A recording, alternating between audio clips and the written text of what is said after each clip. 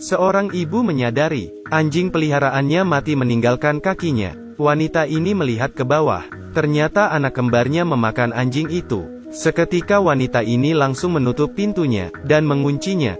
Karena mereka masih kecil dan tidak mengerti apapun, tunggu saja sampai mereka dewasa. Seorang pria mengetuk pintu. Dia adalah petugas pengantar pos. Dia mendengar tangisan aneh seorang anak di ruang bawah tanah. Dia segera turun memeriksa, membuka tutup ventilasi, memutuskan masuk dan memeriksa. Ketika akan pergi, dua anak kembar itu tidak sopan. Mereka menarik petugas itu masuk ke dalam. 30 tahun telah berlalu. Si kembar telah tumbuh dewasa, dan ibunya menjadi semakin tua. Ketika ibunya akan memberi makan si kembar, tanpa sengaja, berguling terjatuh bersama dengan babi itu. Yang membuat ibunya merasa sedih adalah, kedua bersaudara juga memakan ibunya. Di saat itu juga, sebuah bus memasuki hutan. Mobil itu penuh dengan siswa sekolah. Karena takut mereka terus bermain ponsel, guru pun menyita ponsel semua muridnya. Secara acak membagi kelompok mereka, mengikuti guru mencoba pengalaman hidup di alam liar. Saya juga ingin mendaftarkan istri saya. Siswi cantik ini bernama Aniela. Daniel seperti menyukainya. Saat mendirikan tenda, Aniela mulai berlaga manja. Berkata tenda ini terlalu berat. Dia tidak kuat. Daniel yang kasihan melihat Aniela. Dia membantunya mendirikan tenda. Sampai ketika malam tiba, diam-diam dia mengajak Daniel ke danau. Berinisiatif mengajak Daniel berhubungan. Alasannya karena ingin berterima kasih kepada Daniel yang telah membantunya. Adegan ini, kita skip aja ya. 3 menit kemudian, Aniela pergi meninggalkan Daniel. Daniel mengeluarkan ponselnya yang disembunyikannya, mulai membuka internet. Mengapa dia begitu cepat kalah? Hanya sia-sia. Tiba-tiba salah satu dari kembar datang, menarik Daniel yang terbungkus, diseret ke pohon, dan membantingnya hingga mati. Keesokan harinya, semua orang menyadari Daniel telah hilang.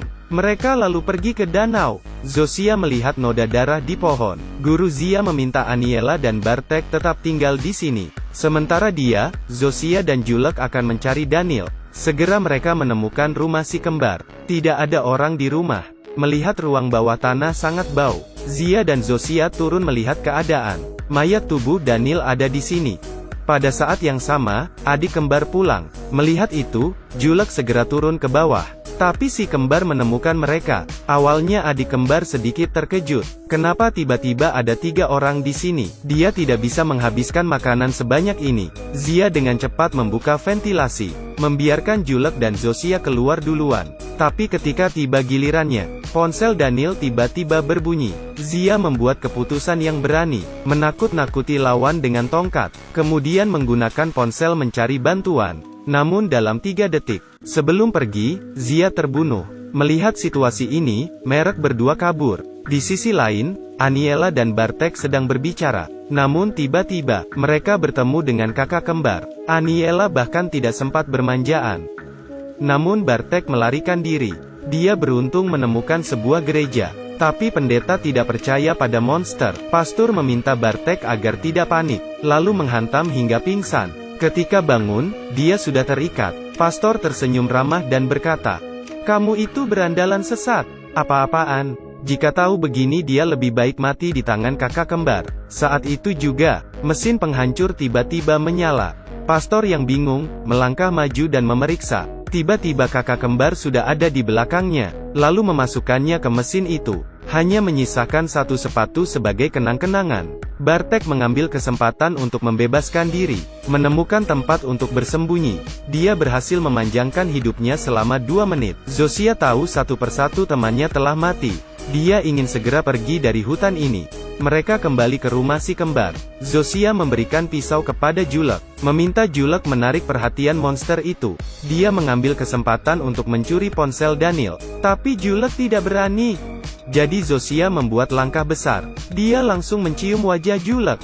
Julek yang tidak pernah dicium wanita, seketika menjadi lebih berani. Dia mulai memancing monster dan memarahi kata kotor. Mendengar itu adik kembar naik ke atas. Melihat situasi itu, Zosia segera masuk. Tapi ketika dia mengambil ponsel dan berbalik, adik kembar telah kembali.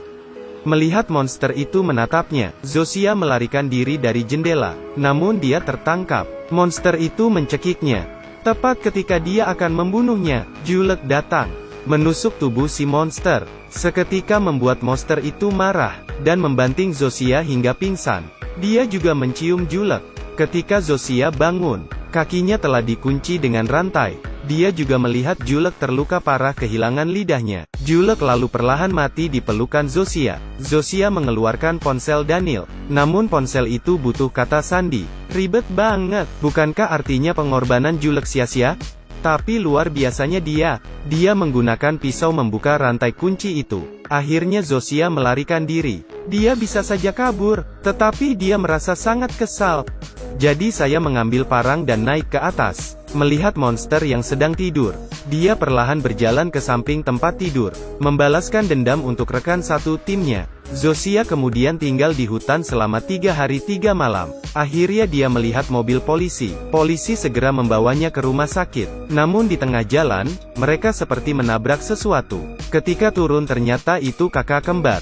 Monster itu mengayunkan kapaknya. Melihat polisi telah terbunuh, Zosia segera duduk di kursi pengemudi, menginjak pedal gas dan menabrak si monster. Monster itu tidak menyangka, ternyata wanita yang tidak memiliki SIM mobil sangat hebat. Akhir cerita, Zosia melarikan diri seorang diri.